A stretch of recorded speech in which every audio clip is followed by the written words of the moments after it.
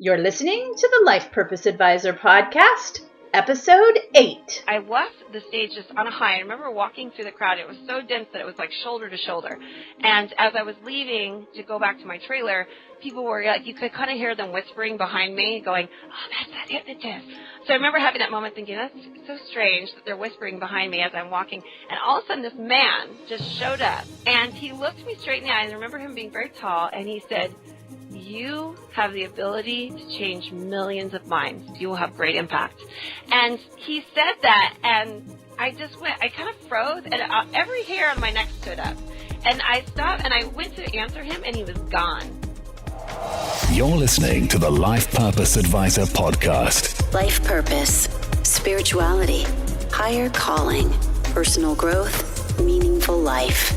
We ask the deep questions about living a balanced life of meaning, purpose, and joy.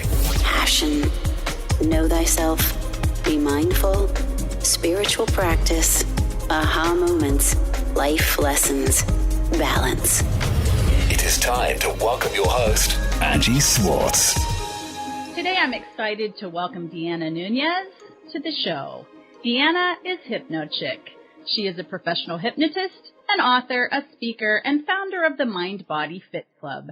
Her mission is to inspire people of all ages to live happy, fit lives through developing a greater connection to their internal resources. Her Strengthen Your Why movement has enabled women in 24 states to ditch diets and commit to themselves on a deeper level, many having shed up to 100 pounds of physical and emotional weight. Hello, Deanna. Welcome to the show today. Hi, thank you for having me. I'm excited to be here with you. I'm very excited to learn more about you and what you do. And I'm really interested in your bio says that you want women to connect to their internal resources. Mm-hmm. Maybe you can tell us a little bit more about what that means and a little bit more about your business. Absolutely. You know, I think it's interesting because when people think about fitness, the first thing you think about is doing squats and lunges and push-ups and all those kinds of things, right? Got to get you moving. But I really like to first or simultaneously build a foundation within, because that is what's going to sustain someone in their health and fitness. So this is not a temporary thing that I'm looking to do to just help you for the 10 weeks and then move on. It's to help you really build a foundation of motivation within yourself, and knowing where that comes from, that source within you. It's like this internal flame that can be turned on, and once you've got it, you don't have to lose it again. My goal is really to help women just be able to build sustainability in their health and fitness. There's just so much dieting out there, and now everybody's calling it a lifestyle, but it's still diets. And that's my focus, is to make long-term changes. So what's the actual difference in your program? You give us a couple examples of what you teach women. What I teach women is to go back. We do exploration, and I use several different modalities. Hypnotherapy is my tool of choice. NLP, neuro-linguistic psychology, journaling. We do a lot of introspective work to understand, why do I have the behaviors that I have? What are my body beliefs, and where did they come from? Are they even mine? Or were they borrowed from somebody else's message from childhood? I've had women that have experienced, bullying in school, and that's lived with them their entire life, and it made them feel uncomfortable in their bodies, or maybe they were teased, about their weight. For myself, I experienced growing up in a household where food equaled love. My mom was, kind of stoic, German descent, and she wasn't the warm and fuzzy. I love you was not words that she said. She showed me love through food.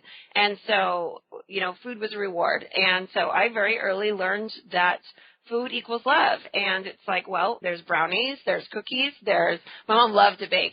And so that was her way of showing me love. And so I learned at an early age to turn to food when I needed to self-soothe. For the women that are in my programs, we go back and we do exploration work and understanding where are these patterns and conditioning coming from? What is the origin? Because once you have an awareness about it, then you can change it. There's so many little ahas that pop up for ladies as they're going through the work, and it's beautiful. So then we create a new foundation of, okay, this is who you are now. You've had all these great life experiences, and some have been really painful, but how can we shift all of that into working for you instead of against you? And so making everything congruent with your mind, your body, your spirit, your physical sense, and your mental and emotional sense. All of that working together in your highest positive good. It sounds like women are very, very lucky to be finding you in your program. I think so. It's exciting work. It's so fun to see them just have these moments of like, oh my gosh, where you just, it makes sense to them. And they're like, that's why I've been doing what I've been doing. And they get off the hamster wheel. So it's great. I just have to ask you, who is HypnoChick? Well, she used to be this altered personality of myself. No, HypnoChick came from years ago. I've been performing comedy stage hypnosis. I am a certified professional hypnotist, hypnotherapist, but I do both. I do the comedy side and I do the therapeutic side of hypnosis. And so for years and years, I've gone around the world entertaining corporate audiences, associations, organizations, the U.S. Marine Corps, and the U.S. Marine Corps in particular, they were the group that got me started. That's where I first started performing years ago it was 1997. I was performing at Camp Pendleton. And the show was just so embraced, and they had so much fun that they started sending me to different bases around the country. And next thing I knew, they were sending me to Japan to perform for the U.S. Marine Corps. I did 10 years of military tours to Japan performing for the U.S. Marine Corps. And it was on one of those tours years ago that I would visit AFN, Armed Forces Network Radio, and we would do promotions for my shows. I'd be performing a show every night on a different base throughout Okinawa and mainland Japan. And there was a radio DJ that used to say, Deanna the HypnoChick is on the island, and when I'd come to Okinawa, and he'd call me the HypnoChick, and it was his word, and he would say it. It was just his fun little, radio DJs are so great at their talk, and he would call me that. So when I would go to the shows, nobody would remember my name, but they'd always remember HypnoChick. And so, the military guys they'd be like, hey, the HypnoChick's here. And it didn't take me long to figure out that I needed to brand that and coin that phrase. So I trademarked it.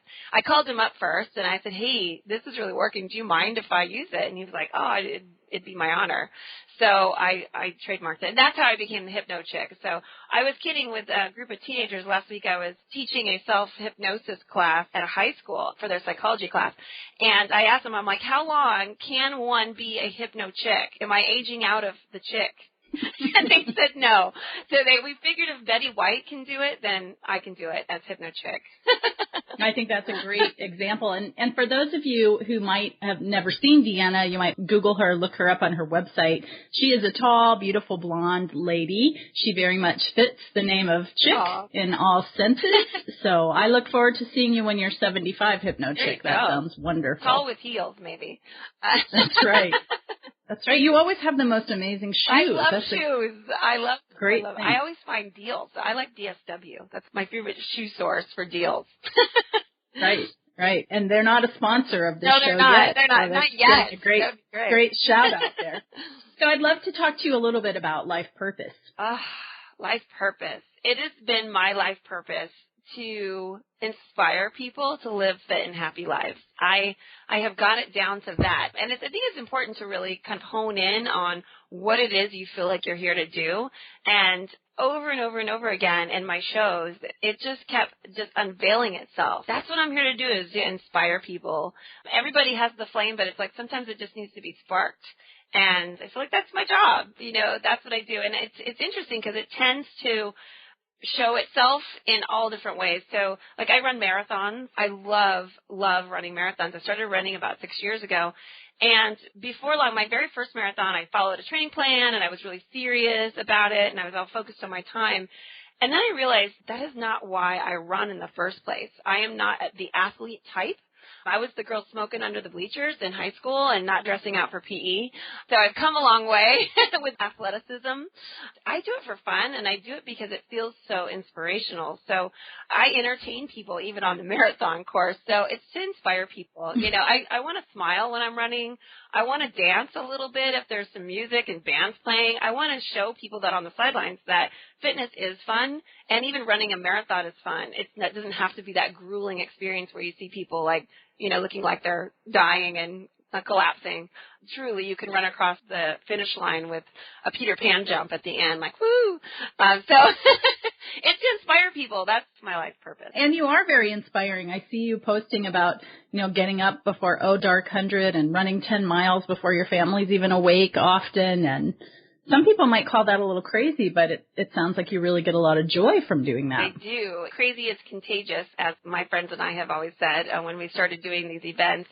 The getting up at the crazy hours, that comes and goes in my life when it's necessary for me to do that, to get it in, because I want to get in. To me, it's a spiritual practice. It's not because I'm so crazy disciplined about my body. I mean, I think some people might perceive it that way, but I'm glad I have this opportunity to talk about it, because for me, it's absolutely a spiritual experience. I have 3 children, 2 of which are at home. One's already off on his own. He's a firefighter paramedic, and I helped, create that dream for him, which was so exciting, to be a part of that. Now I get to do that for my other 2 little ones. So life is busy. I also am married. I have an awesome husband. So, I'm juggling business and family and my own life path and purpose and what I do with my career. So the fitness part of it, if I'm not doing it myself, then how could I ever teach it or teach other people's strategies? For me, it's my way of filling myself up. So if I go for a 5:30 a.m. run, it's like my morning meditation. I'm out there and the sun's coming up on my way home, and it's magical. It feels like that I'm just getting all kinds of God winks, when I'm out there. It's something I want to do, not something I feel forced to do or that I'm having to be disciplined to do. That's a pretty big life purpose that you're talking about. Have you always known what it was? Were there certain hard times that came up in your life that pointed you in that direction? Was it easy? Always. There's always hard times. I feel like my life purpose has birthed itself through my struggles. It's actually part of one of the sections of my programs with my ladies in the Mind Body Fit Club, is that the growth is in the struggle. My growing up years I made it very difficult on myself. I feel like I've been always kind of a vivacious type person. I can jump out there and sort of demand attention. My parents said that when I was little. I used to always sort of take center stage, and my grandma loves to tell people, she's deceased now, she's passed, but she used to love to tell people that Deanna used to sit up and say, everybody loves me. So it's just, this bright flower. But then because of life challenges in my family, my parents got divorced when I was young. There was a lot of anger and emotion in my house, and I didn't know how to be both. How do you be vivacious and mad at the same time? So a lot of times that got really sort of interwoven, and then my vivaciousness got misdirected and did a lot of things as a teenager that my mom would call defiant and rebellious. So if there are any, parents of teenagers that are listening, know that your kid's going to be okay. That's what I got to say. Your kid's going to be okay. We went through a lot together, my mom and I, and there was just so much pain in our house, so I didn't know what to do with it. So I did with it in big ways. So I did a lot of damage to myself. I went through doing drugs and drinking and dropping out of school and just hanging with the wrong crowd, and just a lot of challenges that stayed with me for what felt like a lifetime. Even in my 40s, I'm 45, and even in my early 40s, I was still peeling off some of those layers and letting those go finally, just like, it's okay. You don't have to carry that weight, the damage I did myself. But I feel like that's where it birthed itself from, because I know struggle. I know it firsthand. I know what it feels like to feel like you have no self-esteem whatsoever. And it's interesting that you described me in that way, like the tall, pretty blonde or whatever, but I was that girl where people would go like, oh, she has so much potential, or they might look and go, oh, she's attractive. How could she ever not feel good about herself? But that's not true, because how we feel on our inside is different from how we may look on the outside. And I get that, what it feels like to just struggle with yourself personally. And so I feel like that's a huge piece of why my life purpose is my life purpose, because I don't want other women to struggle. I want to be able to ease that pain for them with tools and light. They just know that there's ways to work through it, because we're all, some of those challenges that they're experiencing, that your listeners are experiencing, they're really important. And we may feel like we just want to get rid of them as fast as possible, but you have to walk your way through them. And if you have tools to be able to do that more gracefully and beautifully, then you're going to be able to derive the life lessons from them on an easier plane, where it doesn't have to feel so hard. You could see the little gems that are popping up through the darkness. I think it's really important what you said. Thanks for being so transparent about, how you felt in your own beautiful body. And maybe you can comment on this too. I think the truth of it is that everybody struggles with their self-image. Yeah. Everybody on the planet is here to really figure that out. And what you said is so poignant about having tools and people around you. I often talk about having a personal board of directors, which are the people that are around you in your life. But the really important point is that, whatever you're going through, somebody else is, and many people are going through the same thing. Yeah. It's interesting because as I've progressed in my fitness, and like you said earlier, you getting up, running 10 miles, I have found that that's really intimidating to some of my clients. And it actually, repels them from me. And I'm not expecting anyone to get up and run 10 miles if that's not where you're at, I think it's so important that we all, for each other as women, just keep lifting each other up. Because wherever someone is on their fitness level and their body image, how they're feeling about their body, that's just where they're at. So we have to meet them where they are. And that means that I would also expect you to meet me where I am.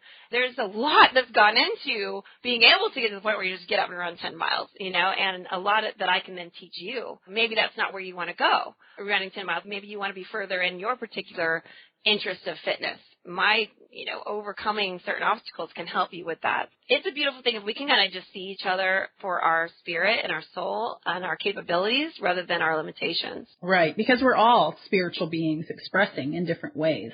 Perfect in our own right. So true. One of the things that the movie Shallow Hal came out, and, that was, 10, 15 years ago, and he's given the ability by Tony Robbins hypnotizes him, and I forget who the main character is, but he gets the ability to see women for their heart and their true person opposed to their outside. And so he falls in love with, Gwyneth Paltrow and sees her for her heart. So he sees this, tall, thin, lean, beautiful woman. And he's seeing her for all of her goodness, because that's all he sees. And when I saw that movie, I thought, oh my gosh, I am blessed with that gift, because that's how all the women that come into my program, I don't look at them and see their outside. I look at their goodness and all of to me, I see this visual where there's all these disconnected parts, and all I got to do is help them make the connection. And when they make that connection, they go, oh, my gosh, I can do so much. I'm so powerful. I'm so powerful. Yeah, and that's really why I love to do the events, like marathons, half marathons. A lot of the women that come into my programs have never done anything like that before. And it's such a catalyst. I have this one client who's just become one of my besties. She's part of my posse. She had just struggled with herself so much. And here she was. She's president of her company. She is a go-getter girl. She's financially set. She makes things happen. She's one of those A-type personalities, but her weight was something she just always struggled with from childhood. She came into my programs and just went, all of a sudden the light bulb just went off, and she's like, oh my gosh. She saw where she was limiting herself, where other people's messages along the way. Her mom used to take her to the weight loss centers when she was 11, 12 years old, and she didn't know why she was there. She didn't know she had a problem until her mom pointed it out, but that creates imprinting in our subconscious mind. And so all we need to do as adults is to shift that imprinting, and you can discover so much about how your mind and body connect. So it's a beautiful thing. Right. Going back to your story about being the bad girl growing up, I'm wondering if you can tell us quickly the 3 biggest things that happened in your life that pointed you towards your purpose. Well, I want to say the first thing was going through hypnotherapy training. I started to pull myself out of that bad, if you want to call it that era. To me, it was just a big miscommunication is what that era really was. I was pissed off and I didn't know why. But once you start to connect with your whys, everything changes and your path becomes more clear. So I started to pull out of that. I got married when I was 19 to someone that I didn't love, but he loves me, and I thought that was enough for the two of us. Turns out that was incorrect. Right.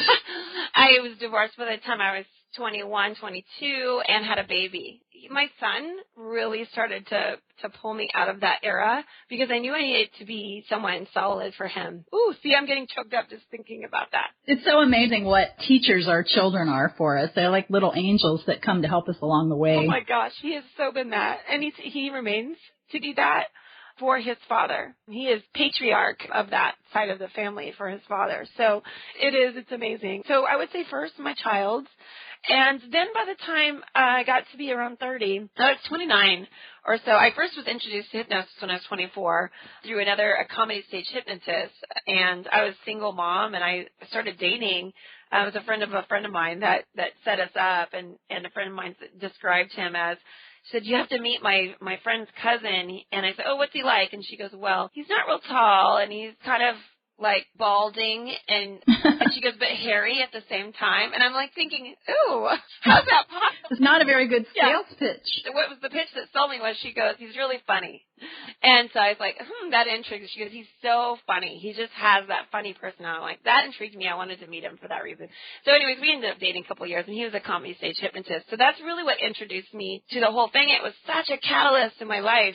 He and I are friends to this day. We dated for a couple of years. You know, we just weren't right for each other in a relationship type like that. But I feel like he came into my life for absolutely a definite reason. It was to introduce me to hypnosis, because that changed my entire life and empowered me in so many ways, emotionally, spiritually, and certainly financially as well. It helped me really figure myself out. And dating him made me want to learn more about hypnosis. I felt like the stage stuff was great and it was all fun, but I could see that there was such a deeper part to what it was all about. And so that's what intrigued me to then enroll in going to hypnotherapy courses. And it's an ongoing thing that you continue to do. But the hypnotherapy is where I remember in hypnotherapy school having this just full light bulb moment. I like to call them OMG moments, because it's like, oh my gosh, I can't believe I've been doing that to myself. Where all of a sudden you discover your pattern, and you go, whoa, I've been doing that. And so you're now aware, and then the real work begins, because you go, okay, now I got to work on changing that and be conscious of it. So I remember having this moment where I just went, oh my gosh, you mean I don't have to be the way that I am? And I don't have to think I only have this to work with, because my possibilities are so much bigger than I ever realized.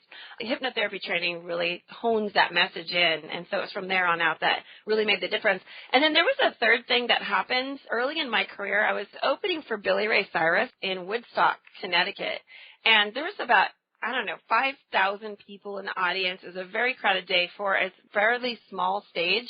It was big, but, 5,000 people is not a huge amount for someone of his. He was really big at the time. And it was really funny, because there was people in the front row that had like Billy Ray Cyrus faces tattooed on their body. And I thought, my gosh, who does that? But it was a really awesome day, because it was kind of a poignant moment in my career that I had reached a point where I was, opening for some pretty big names, and it was exciting for my career. And I did a great show. I opened for him. We had people from the audience come up and get hypnotized and do all kinds of fun, just crazy, silly, fun things. And it really kicked off the energy. That's something that my show always just has huge, high energy to it. And I left the stage just on a high. I remember walking through the crowd. It was so dense that it was like shoulder to shoulder. And as I was leaving to go back to my trailer, people were like, you could kind of hear them whispering behind me going, oh, that's that hypnotist.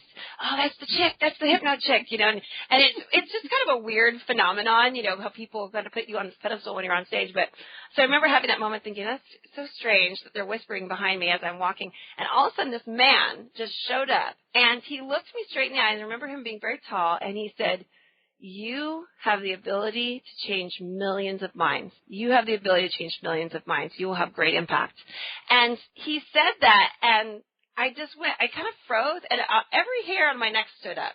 And I stopped, and I went to answer him, and he was gone. He was just gone. And I looked up like as if he was an angel. Like, where did he go? Did he just disappear? I mean, it was the strangest thing. And I believe in strange coincidences. It's totally synchronicity. I don't think he was just someone from the crowd, because he was just there and it was the strangest thing. And I can't even completely explain it, but it was an absolute spiritual intervention for me. It was like God saying, you are doing what you're supposed to be doing. You are doing keep doing it. Keep walking this path. So those are the three, biggest moments for me. And then there's lots of little things that have, kind of been glittered through. But those were the three things that really got me to focus on my life purpose. Beautiful stories. And it's amazing the angels that show up in our lives through people that are walking the earth, whatever you want to call them. But if you're alert to them, they're everywhere, just really reinforcing what we're doing. But I want to ask you, what are your spiritual beliefs? I believe in one God, it's, for me, it had been a struggle to get to that point. I was raised in a very kind of strict Christian household. And when I say strict, it was the very conventional, traditional, we had to, wear dress to church on Sunday, and it was Wednesday night, Sunday morning, Sunday night, and I didn't have a choice. And the beliefs that were taught me were not my choice either. They were very much like, this is what we believe, and this is what you will believe. And so I really struggled with that. And mind you, I was also a struggling teenager. So combine the two, and you have a girl ditching church on Wednesday night. So I would, my mom dropped me off in front of the youth group, and I would tuck around the corner, and then I would take off to the orange groves and go smoke cigarettes with my other rebellious Christian friends. So I wanted to get to a place where I made it my own. What is it that is my belief? What is my spirituality? What is my rock that I stand on? And so for many years, I started to really focus more on spirituality when I became a hypnotherapist. That's when that whole world just sort of opened up to me, and I realized it was there. Because I, for so long, didn't think I had a choice, and then I was always stuck in the, kind of sinner's lane, where if you're not being good, you're going to be punished. And I just felt, I always had an intuitive sense that there was just something so much more loving and fruitful and amazing than feeling dark and punished. So I kind of held on to that for a number of years until I discovered spirituality. And like I said, that happened at around 30. I'm 45 now. So the spiritual path has unfolded for me, and it's a knowing from within. It's something that I talk to God when I'm running. I had a show one time where I was in the wrong place. I was booked for the show, but it was a radio battle of the bands. My show was booked there as part of that, and it so didn't make sense. It was at a fair, and so I was there every day of the fair, but on this one day, they had a battle of the bands on my stage that I had been performing on, and so my show should have just been canceled, but instead they let my show go on. And so the crowd that was there that day was just really, it was a heavy metal rock band, day. And my show's very uplifting and upbeat and funny and energetic. And they just didn't know how to take me at all. And so I came out onto the stage, and I could feel the energy of just darkness. Like they wanted to throw their fair food at me. And so what I did is I started reciting it's so funny because I did not want necessarily to memorize Bible verses. I like the messages that come through spirituality from many different sources, whether it be, Buddhism or Christianity there's just lots of sources, right? But for some reason on that day, all of a sudden I started reciting the 23rd Psalm, and yea, though I walk through the valley of the shadow of death. And I just, through my entire opening of my show, I just kept reciting that, and it was totally my grandmother just channeling through me. And it allowed me to continue to be on stage, and whether they threw something at me or not, I continued doing what I was supposed to be doing. And I won them over at one point where they started going, oh, wow, this chick knows what she's doing. She's actually hypnotizing those people. And, oh, my gosh, those people are actually doing, the suggestions. And this is actually pretty funny. So it ended up being a great show. But in moments like that, I just rely on my spirituality. Of course, there's so many that I could give you examples of, but talking to God is something that's an internal thing. It's not necessarily and that exemplifies through your life, but it's not like I don't have to be in church to do that. So my belief is that there is one God, and that God is love, and that love is in me and in you and in all of us. And we're here to, uplift each other in that. Right. Namaste, sister. Yeah, that's right. That's a beautiful story. I can just visualize you up on stage talking the psalm to a rock audience. So who else would do that? Of course, you're going to be the person doing that. I'm interested, along the way, working through these examples that you pointed out to us, have there been instrumental tools that you used to know yourself better, like personality assessments or books or practices? I'm very much just in love with personal development. I think it is the greatest thing that we can do for ourselves.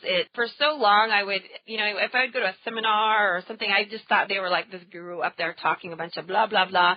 And I remember hearing... And sometimes they are. Sometimes they are. That is very true. Thank you for saying that. Sometimes they are. And you got to...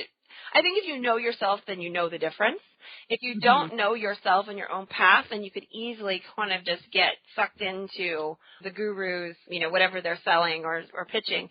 I remember hearing people just being able to rattle off quotes, and I thought, that's so interesting. They must read a lot of books. And I didn't at the time. Over the last, I would say, especially 10 years, I have just fallen in love with books and knowledge and learning, and I've made it so much easier on myself. It's such a lesson in self-acceptance to go, okay, you don't need to know it all, and you're not done. You don't know it all, and just keep learning, because every time, I open myself to learning more. I love personal development books like Marianne Williamson and Louise Hay, Miguel Ruiz. One of my favorite books is The Untethered Soul. Gosh, I have the author written down. I wrote it down for you because I knew I wanted to share that with you. The Untethered Soul, that's an amazing book, just to help you to understand, what is your mind chatter and what isn't, what's actually your good angel voice that's talking to you, that's your higher self, and what is that ego voice, being able to decipher between the two. I think that's a huge piece of being able to be peaceful within yourself. Some of the other tools that I use are absolutely hypnotherapy. It's, obviously my winner, chicken dinner, I learned, first. So it's my first love as far as personal development. But to me, I think people get hooked up on what they think hypnosis is. To me, it's a state of consciousness. And that is what truly hypnosis is. It's being in a state of consciousness. So you're not in your regular self, like me sitting here talking. You're in a more connected, deeper, grounded state. And it is in that state where you are able to make higher decisions. You can listen better, and you hear the whisper of your soul, your spirit, your God. Hypnotherapy I just think it's such a jewel, and I so love that it's in my life. Neuro-linguistic psychology, or NLP, neuro-linguistic programming, kind of has a few different names. NLP is a magnificent tool for really making quick changes. There's an entire modality that I've created. I don't even have a name for it yet, but it is, to me, if there was a name, I call it subconscious integration, where you're able to, in a altered state of consciousness, you're able to close your eyes and just be able to connect with what's actually happening in your body. Because if you think about it, this body that you're in has experienced everything you've experienced in this lifetime. And for me, that means, and I'll get really transparent with your audience as well. And I love that you have a large female listening audience. I lost my virginity at 14 years old in the back of a truck. It's and that girl, the empowered girl that you see now, I'm in the same body as that girl that was in fear, at 14 years old. That was the same body. And to think that, all that we are is housed under the skin. And it has, just like our muscle has muscle memory, so do our bodies have memory.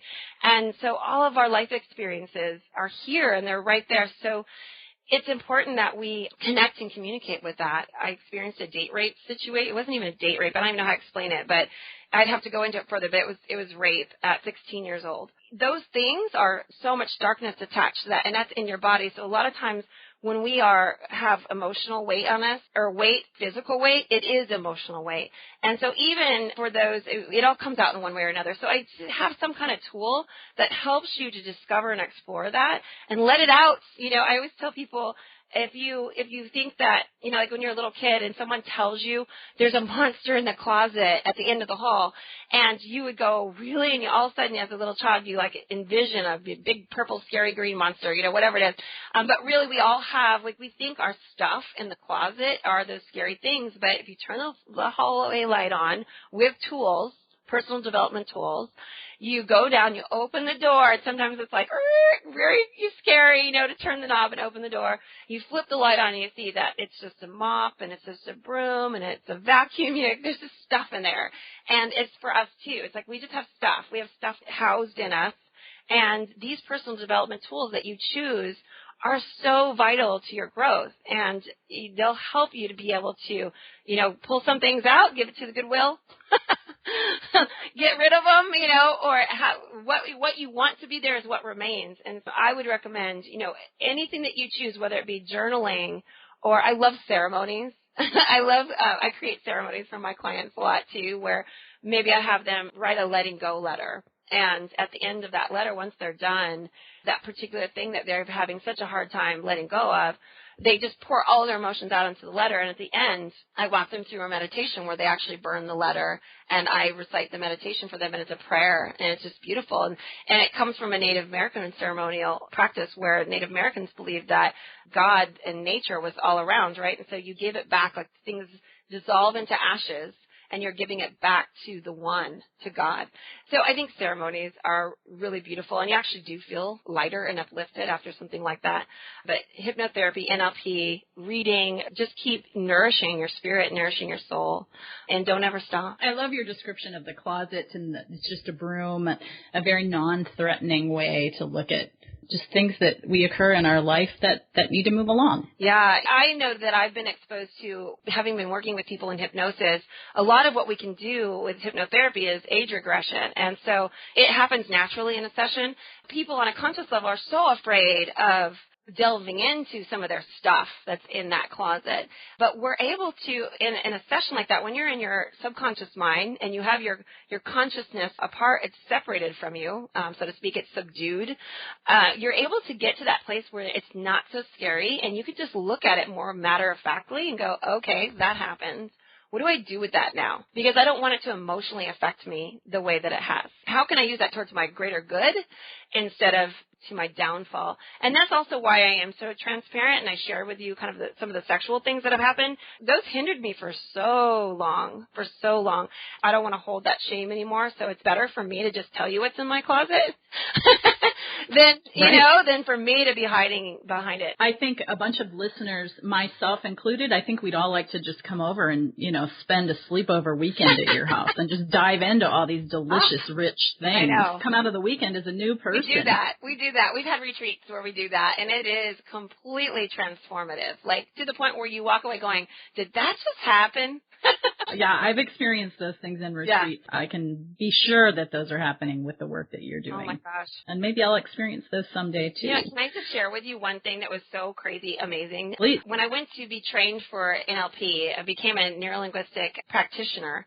I trained through a really amazing guy, Gary De Rodriguez, and I went to New Mexico, to Santa Fe, and it's known as kind of like a spiritual vortex. Mm-hmm. This was early on in my spirituality. I wasn't even fully understanding it yet. And I went to this practitioner's training. It was every day. It was really intense because you're working on modalities, but at the same time you're working on your own stuff. And all week long, people were like releasing all their stuff because Gary would ask them to come to the front of the room and he would say, are you willing, for me to use you as, a participant to show how this modality is done for a client. And then, of course, all their stuff would just come to the surface. And I'd be watching going, oh, my gosh, they are so brave. I cannot believe, that they were so willing to go up there. And I didn't want people to know my stuff at that time. I was keeping it very hidden. And on the very last day, I was sitting there and they were going through a session in front of the room, and this energy was just building up. It felt like an earthquake was coming on. Like, in California, we can kind of feel the roll beginning to happen, and all of a sudden it's goosh, and I could feel that happening inside my body, and I didn't know what to do with it, and I wanted to go, help, but I knew I couldn't do that because I didn't feel that brave. And they were in the middle of the session, so all of a sudden I just needed to get out of that room, and I got up. And I went to my hotel room from where we were in the conference center, and all of a sudden I just got out I had these cards that I've been taking notes on, like 3x5 cards, and I just started writing, like all this stuff started coming out of me, and I knew what was happening, so I just let it flow. And I was so pissed off at my mother of all these things that I had held on for a number of years in our relationship, and I just started writing them all out furiously, and the whole thing took probably, 8 or 9 minutes. At the end, it was like a big F you, and not directly towards her like in anger, but just like kind of F you to it all, like I don't need this in my life anymore. And I was crying furiously, this crazy amount of emotion coming out of me. And all of a sudden I just went, like I wrote that last F you and I put an exclamation mark and I put my pen down and I took a deep breath and exhaled. And it just was like, oh, I'm done. I just felt so done with it, and I had just let out all this energy. And every day in that hotel room, my best friend and I had gone to this certification together. Every day in that hotel room, we'd get in the shower, and whoever got in first would take a shower, and the second person to get in would have to stand in the other person's shower water because the darn drain would not drain every single day of being, and so we would have to stand in each other's dirty water. Yummy. Yeah, right? And it was this really beautiful high-end hotel, and we thought it was the weirdest thing. We'd even asked them to come and check it, and they did, and they're like, oh, it should be fine, but it still would do it every day. On that day, when I finished my cards and set them down, I was a mess. I looked like holy hell. I couldn't go back to the conference room because I just obviously had been completely crying. I was like, okay, I need to get it together. I don't want to miss anything, you know? So I went in, I took a shower, and I'm showering, and I look down, and all of a sudden the water just goes zoop, like right down the drain. Not one bit of water stayed in that tub that day. And I tell you, it is, again, that hair on your neck stands up. Again, these are little things that I would love for your listeners to start noticing. I call them evidence. And any person I work with one-on-one when we're doing sessions together, I ask them from week to week, look for the evidence of your change. Look for the evidence of your change because what you want wants you.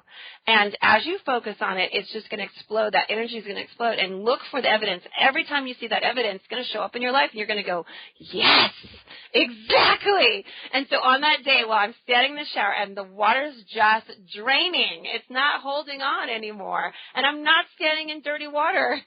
It was just draining down the shower. I just went, yes. Exactly. Letting go. It's such an important part of the journey. Yeah, such a great example and a great reminder about when we have cluttered minds and we're holding baggage in our minds. It shows up everywhere. Yep. It shows up in our physical bodies, in our homes. It's on every level that you can imagine. So what a great example and a great experience and blessing for you. Oh, my gosh, yes. I walked out of there like doing the happy dance. I was like, oh, this is so light. This is so awesome. My eyes are swollen, but I feel terrific.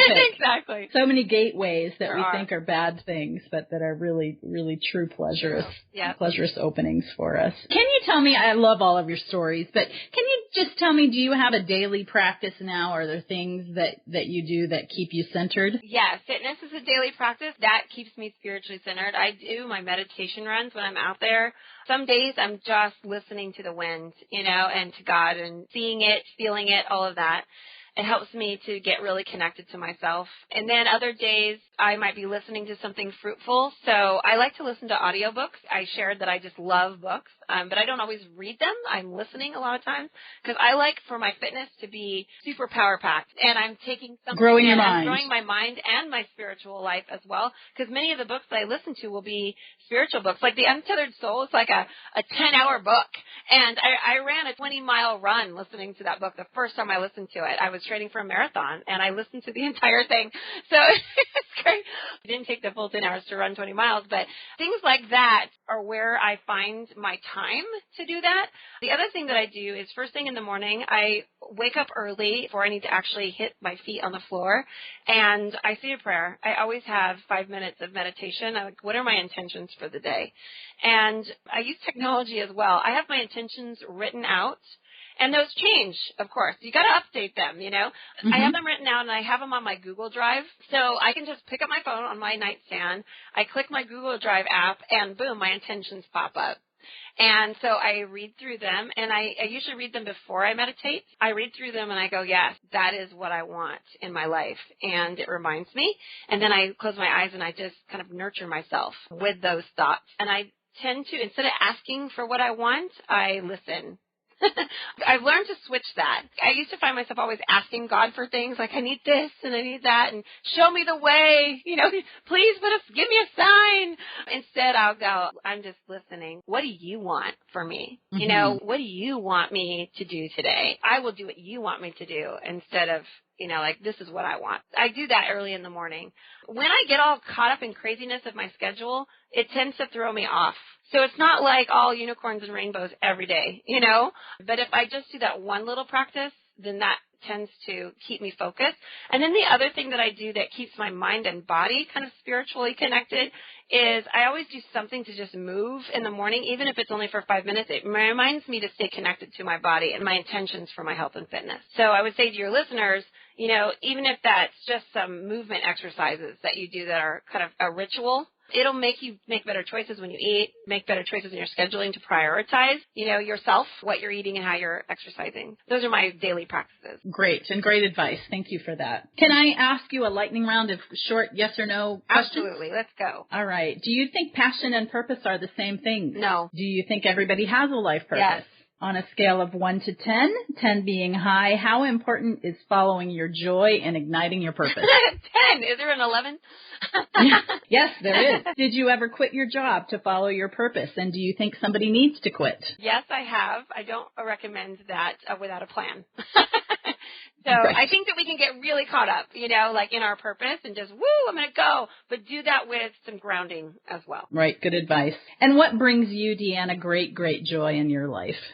Connections, talking with you, having the opportunity to talk about these things. Connections, whether it's with people or helping someone make their own connection, facilitating that. That's just like makes my heart want to explode. Very nice. And flattery will get you everywhere. So thank you for that. If you unexpectedly amassed a good-sized fortune, what would you do differently with your life? I love this question. I have my own financial stuff that I've been working out for a lifetime, like my own conditioning. So I love that. I would do kind of the Dave Ramsey advice where I would just tell it where to go first. Before I had a chance to put my ego on it, I would spend it all in my mind. So it's kind of almost a spiritual, metaphysical practice. I would allot where I'm going to spend it all from the very beginning. So whether that meant like charities, or taking my family on a fabulous vacation or setting up my children, something, like that. But I would spend it all in my mind first and make sure that's how I want to spend it. Spend it all in your mind and live with that for a week or so and then go back and revisit? I would say a month. What a great approach. So it's been really great interviewing you. Just in closing, I would love to know my favorite question. What should listeners learn from your life? To never give up. Never, ever give up. That has been a very strong message in my mind. I'm a girl that never gives up, and I get derailed all the time, all the time. But I know how to just keep on going. And I think that the only way you're going to know that for yourselves is to keep working on your personal development and your spirituality.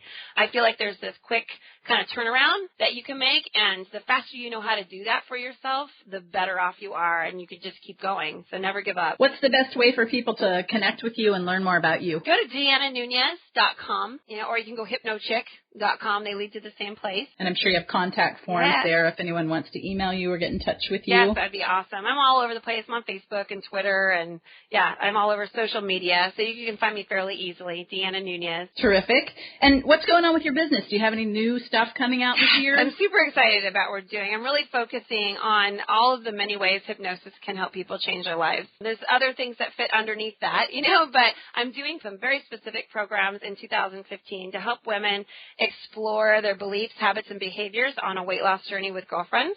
So 10 and 12-week sessions that are in a group environment where we really have that chance to connect to each other. Then I also do one-on-one intensives, and it's called a Why Mastermind, where you really are able to dig deep, and we work on your specific stuff with our hypnotherapy sessions.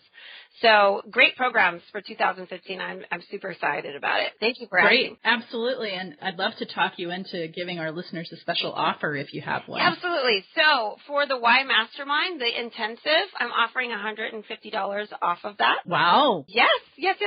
So what we'll do is you can use the code Y, and you just put that code into the checkout process in the coupon code section Y. Super easy, and you'll get $150 off of registration for the one-on-one intensive. And not everybody is ready for that type of program. I only accept people that are really in that space. They're ready to take a big leap and dig into themselves. So that has an application process. And then for the Explore group of weight loss training with girlfriends, $50 off. So all you have to put in is MBFC, so Mind Body Fit Club, MBFC, and you'll get $50 off of that group program. Wow, Deanna, thank you. Very, very generous offer. So I appreciate that. Yep, absolutely. I'm excited to have ladies get to be a part of such a transformative experience. So listeners, keep your eyes on Deanna Nunez this year. She's got some big things going on. It sounds like she'll always be entertaining you. And if you can see her performing in your city, I would go out there and make sure that you visit the HypnoChick show for some laughs and entertainment in and to get hypnotized to do God knows what. So it's been my pleasure having you today. Thank you for sharing your story so transparently and being so open to my questions. I really appreciate it. Absolutely. It's an honor. Thank you. You're so welcome. And if you're listening today, we'd love your feedback. We'd love your reviews and your subscriptions on iTunes. You can leave comments on our website to let us know who you'd like to hear from, what you liked about this show, messages for Deanna. And we'll see you next time.